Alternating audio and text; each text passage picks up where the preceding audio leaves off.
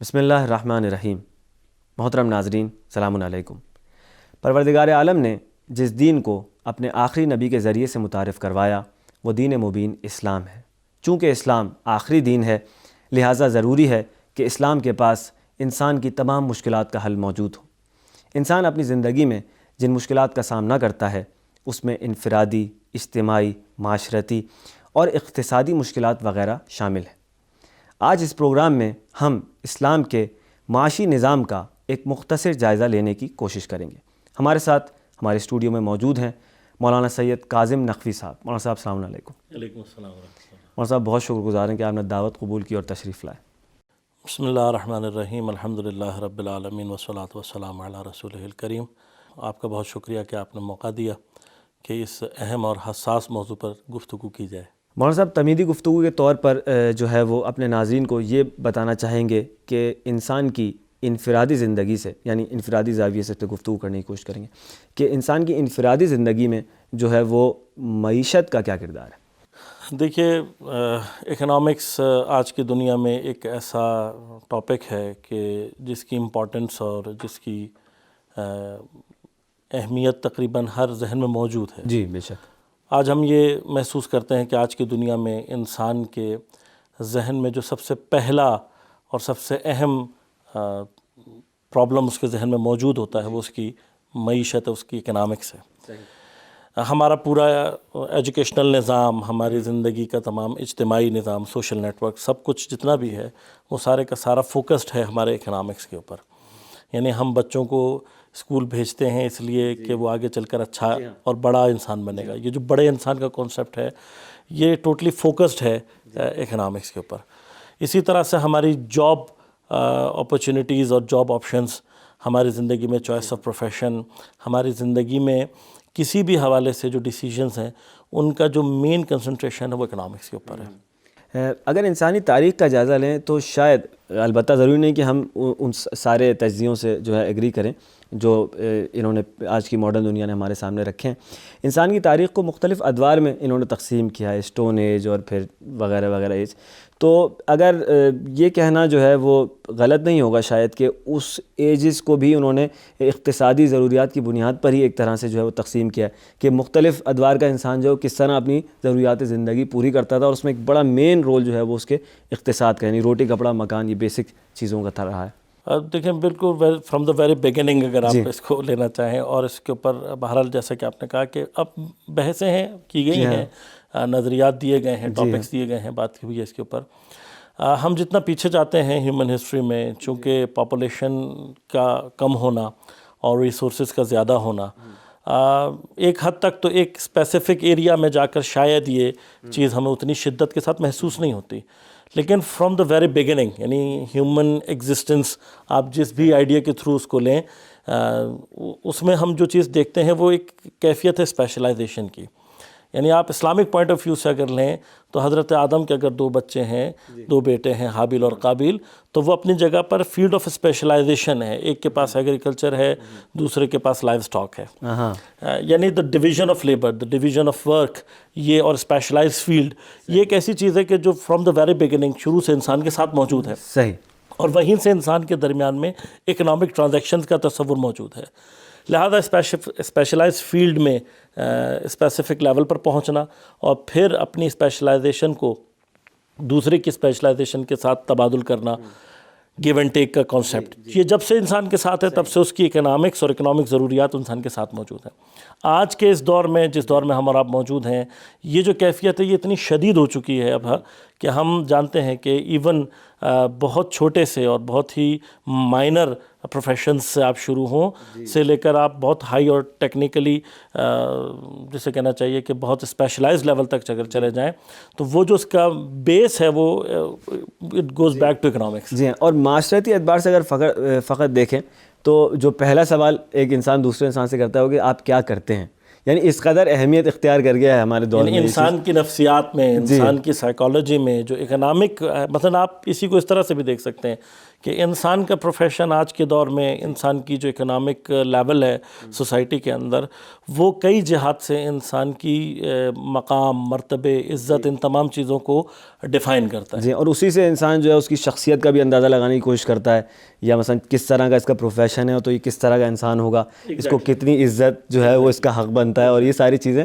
البتہ ہم یہ نہیں کہہ رہے کہ ہم اس سے ایگری کرتے ہیں ان پیمانوں سے، لیکن کہنا چاہیے کہ افسوسناک طور پہ یہ ہے، موجودہ دور میں ہے. یہ ریالٹی ہے. بہت ساری جگہوں پر اس کی شاید امپیکٹ ہے بھی، یعنی بہت ساری جگہوں پر جب ہم جا کر دیکھتے ہیں کہ فقر کے جو اثرات ہیں، ان میں سے ایک فقر کا ایک اثر جہل ہے. جہل کا ایک اثر یعنی انسان کا بے تربیت ہونا، یہ سارے کے سارے اس کے اثرات ہیں کہ جو اس سے پھوٹتے ہیں. یعنی ہم جا کر جب اسی وجہ سے دیکھتے ہیں کہ صرف دین مبین اسلام نہیں، ہر دین جب پاورٹی اور فقر کے مقابلے پر آ کر بات کرتا ہے تو اس کی ایک اہم وجہ ہے کہ فقر کے اپنے اثرات میں جہل ہے، فقر کے اپنے اثرات کے اندر کفر ہے، فقر کے اپنے اثرات کے اندر تجاوز ہے. یعنی وہ برائیاں فقر کے اپنے اندر موجود ہیں. اس سے بالکل، یعنی اب آپ اس کو یوں نوٹ کیجئے کہ جہاں پر اقتصادی طور پر انسان آسودہ ہے، جہاں پر اس کا ہاتھ کھلا ہوا ہے، وہاں پر اس کی جو ہرس کا لیول ہے، اس کے اندر جو طمع و لالچ کا لیول ہے، وہ آٹومیٹیکلی کم ہے. یہ امپیکٹس ہیں انسان کی اکنامک کنڈیشن کے کہ جو اس کے اوپر ہوتے ہیں. اب کمپیریٹیولی آپ جا کر دیکھیں وہاں جہاں پر فقر ہے، تو اس فقر کا نتیجہ کیا؟ انسان کے اندر طمع و لالچ ہے، انسان کے اندر خود غرضی ہے. یہ ایک ایسے اثرات ہیں کہ جو اس کی وجود کے اندر ہیں، یعنی جہاں فقر ہوگا وہاں ہوگا. یعنی ابھی دینی اینگل سے گفتگو نہ بھی کی جائے تو بھی انسان ان چیزوں کا حقائق کا انکار نیچرل ایفیکٹس ہیں، یہ نیچرل ایفیکٹس ہیں، ان حقائق کا انکار نہیں کیا جا سکتا. ایسے ہی ہے.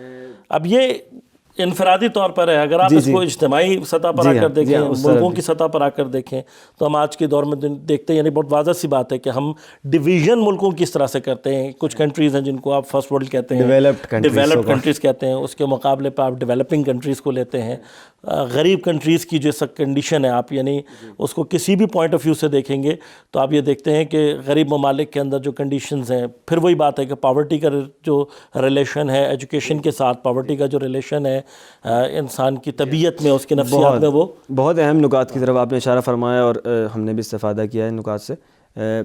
اچھا، اب یہ چیز اگر انسان کی زندگی میں اتنی اہمیت رکھتی ہے، یعنی انسان کا اقتصاد، اس کی اکنامیکل پوزیشن، اس کا فائنینشیل اسٹیٹس، تو دین اس کے بارے میں ہمیں کیا گائیڈنس دے رہا ہے، اور دین سے ہماری مراد یعنی دین مبین اسلام کیا کہہ رہا ہے اس بارے میں؟ اسلام یقیناً جیسا کہ آپ نے اشارہ بھی کیا اور بتایا بھی کہ کمپلیٹ کوڈ آف لائف ہے، اور وہ دین جو اپنے آپ کو کمپلیٹ کوڈ آف لائف کہتا ہے، اس کے لیے ضروری ہے کہ وہ تمام اسفیئرز آف لائف کے اوپر اس کی جو ہے وہ نگاہ موجود ہو. اسلام کی جو ہے وہ نگاہ تمام اسفیئرز آف لائف میں ہے. کوئی گوشہ دین نے زندگی کا خالی نہیں چھوڑا جہاں پر اس نے ہدایت نہ کی ہو. بلکہ ہم جب آ کر اکنامکس میں as a student of economics بھی دیکھتے ہیں تو ہمیں نظر آتا ہے کہ ایز اے سسٹم اسلام نے وہ گائیڈنس دی ہے جو ہمیں بہت سارے دیگر سسٹمز میں نظر نہیں آتی. اور ان گوشوں کی طرف اسلام نے اشارہ کیا ہے کہ جہاں پر بہت سارے سسٹمز ایون متوجہ نہیں ہوئے ہوتے، ان کی توجہ اس طرف نہیں گئی ہوتی جس کی طرف دین نے اشارہ کیا ہوتا ہے. ایک جنرل کانسیپٹ جو ہے دینداری سے، وہ دنیا سے نفرت کا ہے، دنیا کو چھوڑ دینے کا ہے، اور فقر و فلاکت کی طرف جانا ہے. اس پہ انشاءاللہ ہم ڈیٹیل میں آگے گفتگو انشاءاللہ. کریں گے. ابھی جو میں چیز بتانا چاہ رہا ہوں، کیونکہ آپ نے سوال کیا کہ دین جو ہے وہ اکنامکس کو کیسا دیکھتا ہے، تو سورہ نساء میں ارشاد ہوتا ہے کہ اعوذ باللہ من الشیطان الرجیم، بسم اللہ الرحمن الرحیم، وَلَا تُؤْتُوا السُّفَهَاءَ أَمْوَالَكُمُ الَّتِي جَعَلَ اللَّهُ لَكُمْ قِيَامًا. ارشاد فرماتا ہے پروردگار کہ مت دو سفہاء، سفیہ یعنی ایڈیٹس آپ کہہ لیں اس کو. آپ سفیہ کی جو ڈیفینیشن ہے، بے وقوف، کم عقل لوگ، اگر اس کو بہت اسپیسیفکلی اگر کہا جائے، احمق ہے جس کو ہم اردو میں کہتے ہیں، کہہ سکتے ہیں. لیکن کم عقل بعض اوقات احمق کی سطح سے تھوڑا سا اوپر بھی کیٹیگری ہے. یعنی وہ لوگ کہ جن کے اندر یوں سمجھ لیجئے کہ چیزوں کی ویلیو کو ڈیسائیڈ کرنے کی قوت نہیں ہوتی.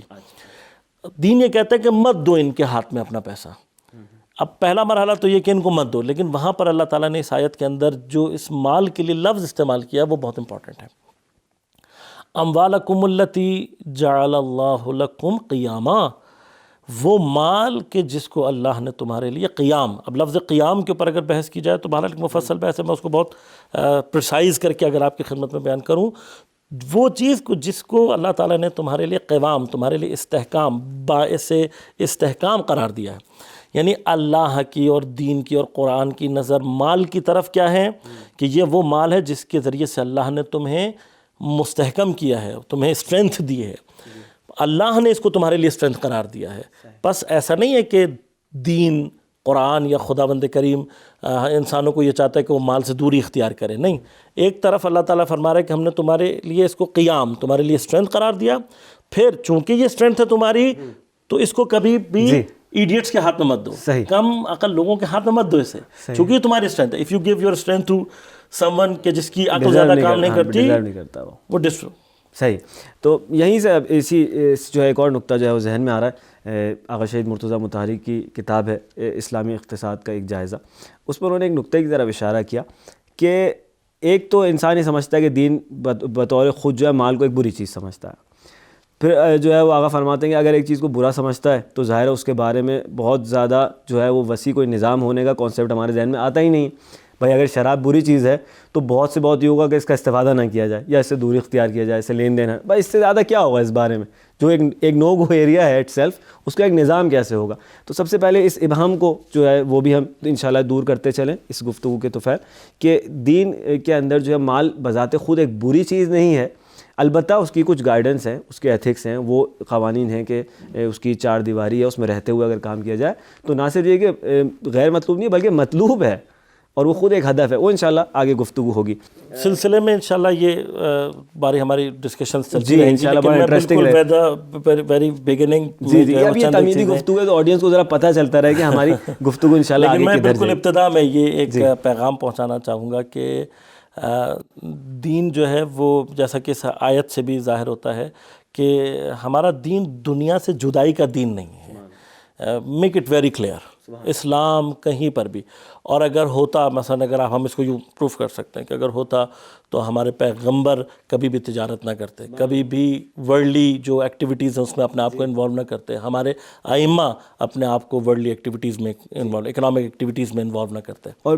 بذات خود احکام موجود ہیں مخصوصاً لین دین سے متعلق، میراث سے متعلق، سود سے متعلق، یہ سب چیزیں خود جو ہے تھوڑا سا اگر بتائیں آڈینس کو، یعنی اگر آپ فقہ میں جی اجمالی طور پہ فقہ میں ورود اگر کرتے ہیں تو میں بالکل خود ایک فقہ موجود ہونا جو یعنی اب آپ اس کو یہ دیکھیے کہ اگر جب ہم فقہ میں آ کر حوزے میں بھی تعلیم کے حوالے سے جب ہوتی ہے جی، اور آپ کبھی بھی یعنی اپنے گھر میں ایون موجود توضیح المسائل کی طرف اگر مراجعہ کریں تو آپ دیکھیں گے کہ عبادات ایک اسپیسیفک چیپٹر ہے، اس میں بھی زکوٰۃ، خمس، صدقات، خیرات اس ریلیٹڈ ٹو اکنامکس، اور پھر اس کے فوراً بعد جو پوری کی پوری آپ کی فقہ ہے وہ again it is related to economics, آپ کا لین دین ہے، تجارت ہے، آپ کی اجارے پر دینا، اجرت پر چیزوں کو دینا، کرائے کے اوپر چیزوں کو دینا، یہ جتنی بھی رینٹ سارا سسٹم ہے، پھر اس کے بعد آپ کا بینکنگ کے اندر اب تو موجودہ دور میں نظام آ گیا بینکنگ کا، اس کے سارے مسائل، جتنے بھی لین دین کے مسائل ہیں وہ سارے کے تیار ریلیٹڈ ہے۔ یعنی ان احکام کا ہونا خود یہ دلیل ہے کہ دین کس قدر کنسرنڈ ہے فائنانس کے معاملے میں، اور دوسری طرف دیکھا جائے تو جو اسلام کا اخلاقی نظام ہے لین دین سے متعلق، یعنی وعدہ خلافی نہ کرو،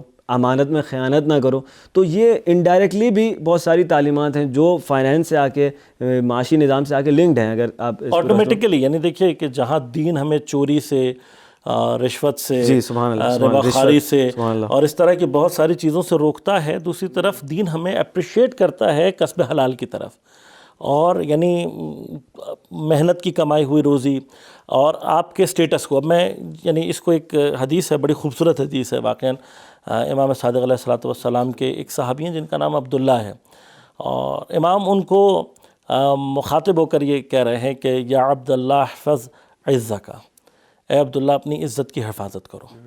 اب یہ صحابی یعنی جب امام اس سے کہہ رہے ہیں کہ اپنی عزت کی حفاظت کرو، اب مثلا اگر ہم اس وقت کسی بھی اوپنلی بھی اگر یہ بات کریں تو لازماً فوراً ہمارے ذہن میں ایک سوال آئے گا کہ کون سی عزت مراد ہے اور کیا مراد ہے۔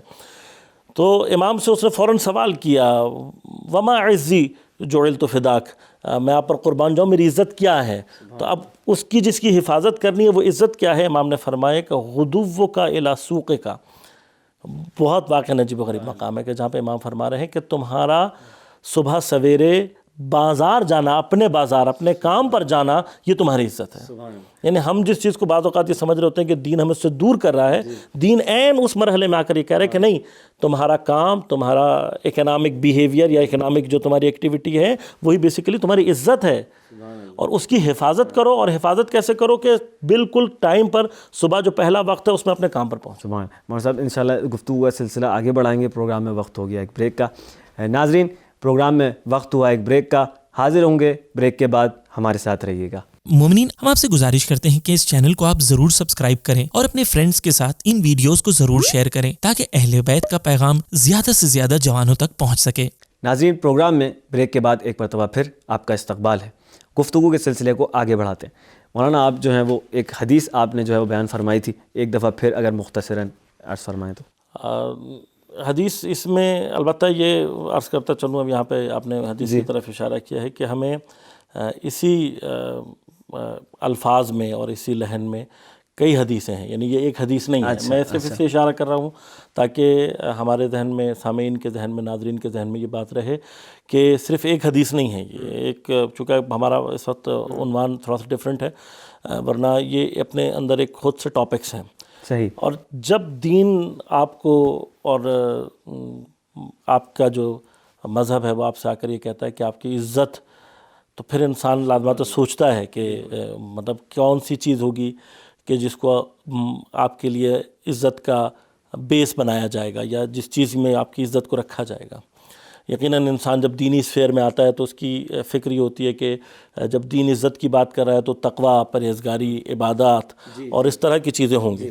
لیکن یہ واقعاً ایک شاکنگ بھی ہے ہم لوگوں کے لیے، اور ایک ایسا پوائنٹ بھی ہے کہ جس کے اوپر سوچنے اور فکر کرنے کی ضرورت ہے کہ جہاں پر دین عزت کو متعارف کروا رہا ہے وہاں پر یہ کہا جا رہا ہے کہ صرف یہ نہیں کہا جا رہا کہ تمہارا کاروبار، تمہارا بازار، تمہاری یعنی کام کرنے کی جگہ، تمہاری اکنامک ایکٹیویٹی سے ریلیٹڈ پلیس وہ نہیں ہے.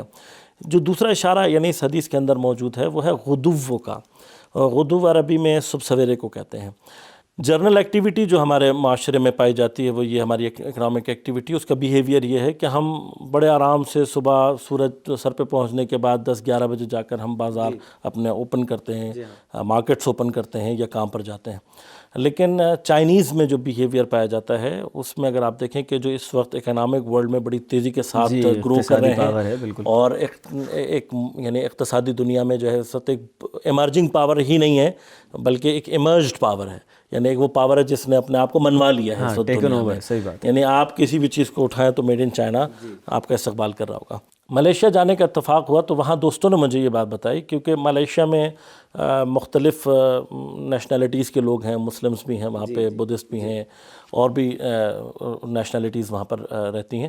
تو وہاں انہوں نے مجھے اسپیسیفکلی جس چیز کی طرف اشارہ کروایا اور میں نے اس کو دیکھا بھی کہ وہاں پر چائنیز بالکل صبح سویرے یعنی ارلی ان دا مارننگ اپنی جو شاپس ہیں اس کو کھول دیتے ہیں، اور بہت یعنی رات دیر تک نہیں رہتے، یعنی شام میں بھی بہت جلدی وہ اپنی دکانیں بند کر لیتے ہیں. یعنی ان کا جو ارننگ ٹائم پیریڈ ہے وہ صبح میں ہے، دن کی روشنی میں ہے. اب اس کی طرف احادیث میں بھی اشارہ ہے، ہمارے پاس اور بھی بہت سارے روایت موجود ہیں کہ جہاں پر یہ کہا گیا ہے کہ دن میں، اور اس کو بعض جگہوں پر پرندوں سے مشابہت بھی دی گئی ہے کہ دیکھو پرندوں کی جو ارننگ ٹائمنگ ہے، اپنا رزق حاصل کرنے کا جو زمان ہے وہ ارلی ان دا مارننگ سے لے کر مغرب تک ہے. چائنیز کو میں نے اس یعنی حدیث پر میں یوں کہوں گا کہ عمل کرتے ہوئے دیکھا، اور آپ اور ہم ان کو اس وقت دنیا میں اکنامکلی جو ہے وہ سب سے زیادہ اسٹرینتھن حالت میں دیکھ رہے ہیں. یعنی اس وقت جو سب سے زیادہ پراسپرس اور اس وقت جو ہے اکنامکلی گروئنگ کمیونٹی ہے دنیا میں وہ چائنیز کمیونٹی ہے. اچھا، ایک اہم نکتہ اور یہ ہے کہ کمیونٹیز کو جو ہے ممالک کے اندر اگر ہم انالائز کرنے کی کوشش کریں تو کچھ کمیونٹیز ہیں جو بہت سارے ممالک میں میجورٹی کی شکل میں نہیں ہیں، یعنی مائنورٹیز ہیں، لیکن صرف اس لیے کہ وہ ایک اقتصادی قوت ہیں تو ہم نے دیکھا ہے کہ ان کی بھی ایک سے معاشرے میں موجود ہے اور ان کو پروٹیکشن دی جاتی ہے اور گورنمنٹ کی طرف سے. اس پہ بھی تھوڑا سا واقعاً آپ نے ایک بہت امپورٹنٹ نقطے کی طرف اشارہ کیا ہے، کس قدر ضروری ہے، یعنی نمبر میں زیادہ ہونا ضروری نہیں ہے. امپورٹنٹ، بالکل ایگزیکٹلی. یعنی اس وقت آپ دیکھیں گے تو رولنگ جو دنیا میں آپ کو کمیونٹیز ملیں گی وہ آپ کو اکنامکلی پاورفل ملیں گی. ہمارے ہاں دین جو ہم سے جس چیز کی طرف ہمیں لے جانے کی کوشش کرتا ہے اور جس چیز کی طرف ہمیں چاہتا ہے کہ اب جیسے میں نے عرض کیا آپ کی خدمت میں کہ سورہ النساء میں اللہ تعالیٰ کیا کہہ رہا ہے، اموال تمہارے لیے اللہ نے قیام سبحان اللہ، تمہاری اسٹرینتھ بنایا ہے مال کو. سبحان اللہ. اور اس لیے اللہ تعالیٰ تاکید کر رہا ہے وہاں پر کہ وَلَا تُؤْتُوا السُّفَہَاءَ، اپنے مال کو سفہاء کے حوالے مت کرو. یعنی ایون اگر خود ایک شخص اس کے اندر یہ کیپیبلٹی نہیں ہے کہ وہ مال کو اس کے بہترین طریقے سے استعمال کرے. دیکھیے ایک نہیں، دوسری طرف آپ کو یہ اشارہ بھی کرتی ہے کہ مال کو استعمال کرنے کے لیے اس کو دیا جائے جو کہ اس کو بیسٹ طریقے سے استعمال کر سکتا ہو. اسلام نے ایک پورا سسٹم دیا ہے سسٹمیٹیکلی کہ جو انشاءاللہ آگے کے ایپیسوڈز میں ہم اس کو تفصیل میں ڈسکس بھی کریں گے. ہمیں یہ نظر آتا ہے کہ اسلام ہمیں ہمارے مال کو سیو کرنے کی، مال کے حوالے سے ہمارے پر بہت ساری ایسی پابندیاں بھی لگاتا ہے دین. مثلا جہاں پر دین ہم سے یہ کہتا ہے کہ وَلَا تَأْكُلُوا أَمْوَالَكُمْ بِالْبَاطِلِ، باطل طریقے سے لوگوں کا مال مت کھاؤ یا اپنا مال مت کھاؤ. وہیں پر دین ہمیں یہ بھی سمجھاتا ہے کہ تمہارا مال کی حفاظت کرنا تمہارے لیے ضروری ہے. اکنامکلی اگر آپ اسٹرینتھن ہیں تو بہت ساری چیزیں آٹومیٹیکلی آپ کے ہاتھ میں ہیں، ٹھیک ہے نا. اور جس میں سب سے بڑی چیز جس کو امام نے اس حدیث میں بھی اشارہ کیا ہے، آپ باعزت ہیں. یعنی میں اور کسی بھی طرف اگر اشارہ نہ کروں تو آپ یہ دیکھیے گا کہ وہ کمیونٹی کہ جو مائنر ان نمبر ہو لیکن اگر اکنامکلی اسٹرینتھن ہو، اب ہم بہت زیادہ کسی بڑے اس میں نہیں جاتے اور بڑے اسفیئر میں بات نہیں کرتے، لیکن اگر اکنامکلی اسٹیبل ہے، ایٹ لیسٹ اسٹیبل ہے، تو اس کی عزت ہے. صحیح. تو اس کے پاس جو ہے وہ فیسلٹیز ہیں، تو وہ اب صرف اپنے ہی لیے نہیں دوسروں کے لیے بھی فائدہ مند ہے. یعنی اگر کلن اوور آل یعنی اجمالی طور پر اگر دیکھا جائے تو اوور آل اسلام چاہتا ہے کہ اس کے ماننے والے جو ہیں وہ مضبوط اور طاقتور لوگ ہوں. اور طاقت کا ایک بہت اہم جو عنصر ہے، جو ایک بہت اہم پارٹ ہے اس کا، وہ خود اکنامکس اور فائنانس ہے. تو کیسے ہو سکتا ہے کہ اسلام چاہے کہ اس کے ماننے والے فقیر ہوں یا بیچارے ہوں؟ اس کو بھی تھوڑا سا بلکہ یعنی ہم اس کو دیکھتے ہیں دوسری طرف، اسلام بیسیکلی انسانوں کو اس فقر اور بیچارگی سے نکالنے کے لیے. سبحان اللہ. اسلام نے یعنی اسی لیے کنسنٹریشن ہے اسلام کی اس چیز کے اوپر. اب احادیث میں وہ مقام جہاں پر آ کر دین آ کر یہ کہتا ہے کہ عبادت کے اگر 10 حصے ہیں تو 9 حصے کسب حلال میں ہیں. سبحان اللہ. بہت اہم حدیث. یا وہ حدیث جو کہتی ہے کہ الکاسب و حبیب اللہ، محنت کرنے والا، روزی کمانے والا، محنت کرنے والا اللہ کا دوست ہے. یہ جو سارے اشارے کیے گئے ہیں روایات میں، یہ اسی لیے ہے تاکہ مومنین کو یہ بات سمجھ میں آئے کہ یہ دنیا، دیکھیں جس چیز سے دین ہمیں روکتا ہے اور منع کرتا ہے وہ یہ کیفیت ہے کہ ہمارے اندر حب دنیا پیدا نہ ہو، حب مال پیدا نہ ہو. اور ایسا حب دنیا، ایسا حب مال کہ جو انسان کو اللہ سے دور کر دے. سبحان اللہ. یہی نقطہ اصل میں بہت اہم ہے کہ اس کو سمجھے انسان. اب اسی لیے دیکھیے عین اس جگہ پر جہاں پر مال عزت کا باعث بن رہا ہے، جہاں پر مال کو قیام اور اسٹرینتھ کہا جا رہا ہے، وہیں پر آپ آ کر دیکھیے کہ جہاں کہیں اللہ تعالیٰ نے زکوٰۃ کا ذکر کیا ہے وہیں پر انسان کی تطہیر کا ذکر آیا ہے. مثلا خذ من اموالہم صدقۃ تطہرہم وتزکیہم بہا. اے نبی ان لوگوں کے مال میں سے صدقہ لو، کس لیے؟ تطہرہم، تاکہ تم انہیں پاک کر سکو، وتزکیہم، اور تم ان کا تزکیہ کر سکو. یعنی مال، صدقہ نکالنا، زکوٰۃ دینا، یعنی وہی اکنامک اسٹرینتھ آپ کو آٹومیٹیکلی ایک سٹیپ پہ کیا کرے گی؟ باعث بنے گی آپ کی تطہیر کا اور آپ کے تزکیے کا. یعنی مال کی جو کنڈیشن ہے دین میں وہ بڑی زبردست ہے. ایک طرف سے دین آپ کو تشویق کرتا ہے، شوق دلاتا ہے کہ آپ کمائیں. اچھا یہ کمانا کس چیز کا فائدہ دے گا آپ کو؟ ابھی ہم بہت سارے دوسرے فائدوں کو چھوڑ دیتے ہیں. ایٹ دا سیم پلیس جہاں پر آ کر آپ اسی مال میں سے جو آپ نے کمایا ہے آپ صدقہ دے رہے ہیں، آپ زکوٰۃ نکال رہے ہیں، آپ کا تزکیہ ہو رہا ہے، آپ معنوی طور پر ترقی کر رہے ہیں. یعنی یہ وہی چیز ہے کہ جہاں پر میں نے آپ سے عرض کیا کہ دین صرف یہ چاہتا ہے کہ تم مال میں اس طرح سے انوالو نہ ہو کہ تمہارا جو فکر اور ہم اور غم ہے وہ خدا کے علاوہ کچھ حجاب نہ بن جائے، وہ بیریئر نہ بن، آپ کے اور خدا کے چیز میں کوئی بھی چیز بیریئر نہیں بننا چاہیے. اور مال میں مال ان چیزوں میں سے جس میں کافی اس بات کی کیپیبلٹی موجود ہے. ایگزیکٹلی. اسی لیے اب آپ دیکھیے کہ جہاں پر آ کر ہمارے پاس حدیث میں حتیٰ یہ بھی ملتا ہے، علم جس کے لیے حصول کے لیے اور جس کی امپورٹنس کو ہمارے لیے روز روشن کی طرح سے بیان کیا گیا ہے، عین اس مقام پر آ کر علماء فرماتے ہیں کہ علم بھی ایک اسٹیج پہ جا کر حجاب بن جاتا ہے. اب وہ حجاب جو کہ اللہ کے درمیان میں آ رہا ہے، اگر وہ علم بھی ہو تب بھی وہ سبحان اللہ دین اس سے منع کرتا ہے. اسی طرح سے دین مال سے منع نہیں کرتا, اس مال کی اس محبت سے کرتا ہے جو کہ انسان اور اللہ کے درمیان میں حجاب کریٹ کرتا ہے. وہ ایک حدیث جو ہے سرکار کی میرے ذہن میں آ رہی ہے جس میں انہوں نے فرمایا کہ کشتی اور پانی والی, اگر اس طرف آپ مثال دیں کہ پانی جو ہے وہ جب تک کشتی کے اندر نہیں آتا وہ مدد بھی کرتا ہے پہنچنے کے لیے, وہ اگر وہ اپنی جگہ پر ہے. میں بالکل ایک امپورٹنٹ چیز کی طرف آپ کو اس میں اشارہ کروں کہ اسی آیت کو جس کو میں نے سورہ نساء کی آپ کی خدمت میں عرض کیا, علامہ طباطبائی اس کے پر بڑی خوبصورت گفتگو فرماتے ہیں, اور آپ فرماتے ہیں کہ کسی بھی جامع بشری یعنی کسی بھی ہیومن سوسائٹی کے لیے اس کی جو اقتصاد ہے وہ سب سے زیادہ امپورٹنٹ ہے. اس قوم کو اسٹرینتھ دینے کے لیے, اس کو محکم کرنے کے لیے اس کا اقتصاد امپورٹنٹ. یعنی یہ جو اللہ تعالیٰ کہہ رہے ہیں قیام, یہ اس لیے ہے کہ کسی بھی قوم کو اس کا جو موسٹ اسٹرینتھ کرنے والا ستون ہے وہ اس کی اکنامک کنڈیشنز ہیں. پھر آپ فرماتے ہیں کہ جتنی بھی پرابلمز ہیں, جتنے بھی گناہ ہیں, کرائمز ہیں, جنایات ہیں, تجاوزات ہیں, مظالم ہیں, اگر آپ ان کے اوپر کبھی اسٹیٹسٹکس لیں تو علامہ فرماتے ہیں کہ ان کا آپ کو جو ریشہ ہے, اس کا جو جڑ ہے وہ آپ کو ملے گی 2 چیزوں میں. وہ بڑی عجیب و غریب مقام ہے جس کو علامہ بیان کروا رہے ہیں. فرماتے ہیں کہ ایک ملے گا آپ کو فقر میں. اچھا, فقر سے ڈیٹیل میں تو انشاءاللہ آگے گفتگو آئے گی, لیکن میں یہاں پہ اشارہ کر دوں کہ فقر سے مراد فقر شدید ہے.